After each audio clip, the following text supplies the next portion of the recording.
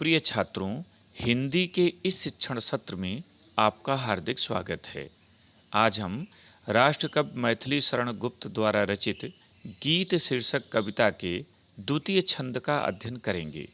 यह उनके प्रसिद्ध महाकाव्य साकेत के नवम सर्ग से अवतरित है, जिसमें शिशिर ऋतु के आगमन पर उर्मिला की विरह व्यथा का मार्मिक चित्रण किया गया है।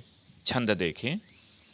शिशिर न फिर गिरी वन में, जितना मांगे पतझड़ दूंगी मैं इस निज नंदन में। कितना कंपन तुझे चाहिए ले मेरे इस तन में। सखी कह रही पांडुरता का क्या अभाव आनन में। वीर जमा दे नयन नीर यदि तू मानस भाजन में। तो मोती सा मैं अकिंचना रखूं उसको मन में। हंसी गई रो भी न सकूं मैं अपने इस जीवन में। तो उत्कंठा है देखूं फिर क्या हो भाव भुवन में। संदर्भ। प्रस्तुत सुललित सारगर्भित एवं मार्मिक काव्य पंक्तियाँ हमारी पाठ्यपुस्तक सामान्य हिंदी के काव्यखंड के अंतर्गत गीत शीर्षक से अवतरित हैं। इसके रचयिता द्विवेदी युग के प्रसिद्ध कवि राष्ट्रकवि मैथिली शरण गुप्त जी हैं। प्रसंग। प्रस्तुत पंक्तियों में शिशिर ऋतु के आगमन पर उर्मिला के विरह का वर्णन है। वह विरह से व्यथित होकर शिशिर को संबोधित करते हुए अपने व्यथा का चित्रण करती है। कठिन शब्दों का अर्थ देखें। शिशिर 6 ऋतुओं में से एक ऋतु, इसे शीत ऋतु कहते हैं। नंदन, इंद्र का उद्यान, इंद्र का बगीचा। पांडुरता, पीलापन। आनन, मुख।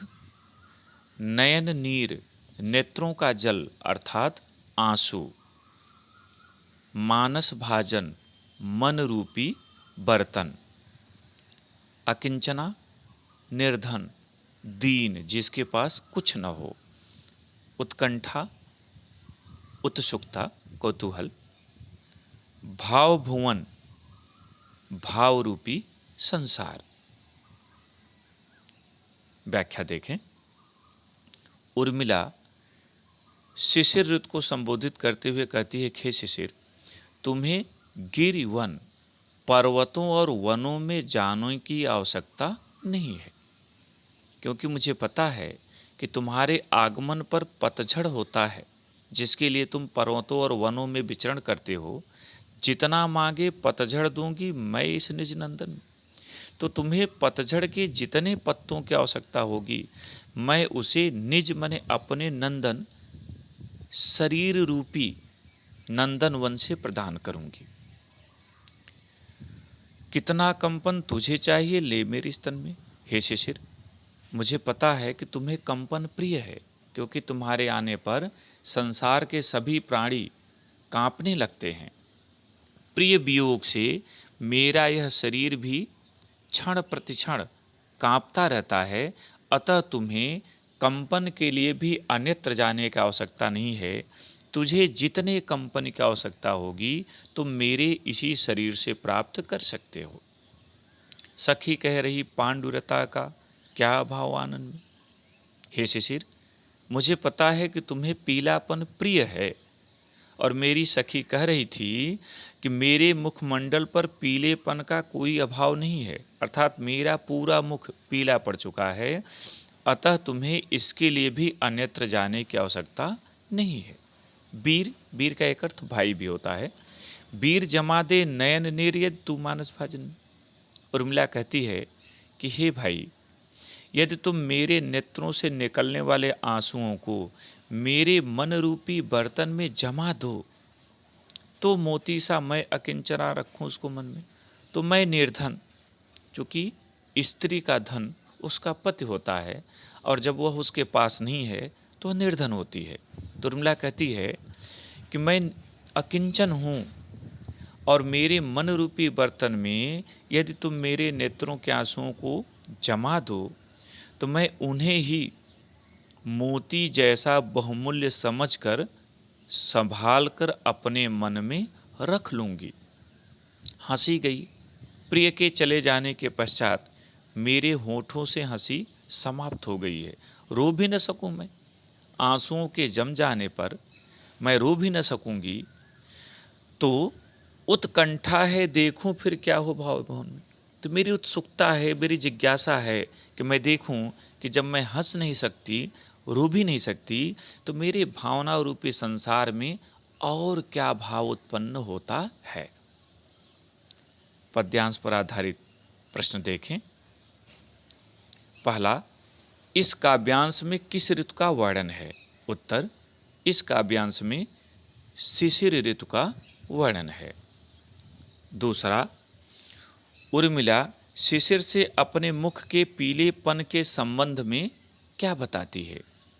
उत्तर, उर्मिला शिशिर से अपने मुख के पीलेपन के संबंध में कहती है कि हे शिशिर, तुझे पीलापन प्रिय है तो उसे मेरे मुख से ले लो, क्योंकि मेरी सखी कह रही है कि मेरे मुख पर पीलेपन की कोई कमी नहीं है, विरह के कारण मेरा मुख पीला पड़ गया है। तीसरा, पांडुरता और मानस भाजन शब्द का अर्थ स्पष्ट कीजिए। इसका उत्तर लिखते समय आप लिखें कि पांडुरता और मानस भाजन शब्द का अर्थ निम्नवत है, और पहले तरफ हेडिंग डालें शब्द और दूसरे तरफ अर्थ। शब्द के नीचे पांडुरता और अर्थ के नीचे पीलापन, फिर शब्द के नीचे मानस भाजन और अर्थ के नीचे मन रूपी बर्तन। अगर ऐसा आप उत्तर लिखें तो अधिक उचित होगा। चौथा प्रश्न, रेखांकित अंश की व्याख्या कीजिए। और रेखांकित अंश है, वीर जमा दे नैन नीर यदि तू मानस भाजन में, तो मोती सा मैं अकिंचना रखूं उसको मन में।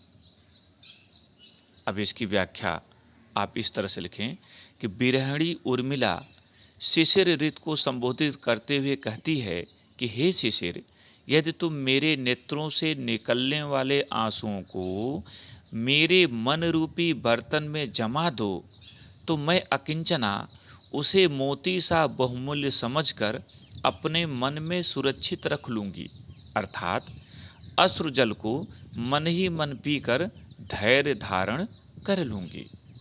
पांचवा और अंतिम प्रश्न, उपर्युक्त पद्यांश का शीर्षक तथा कवि का नाम लिखिए।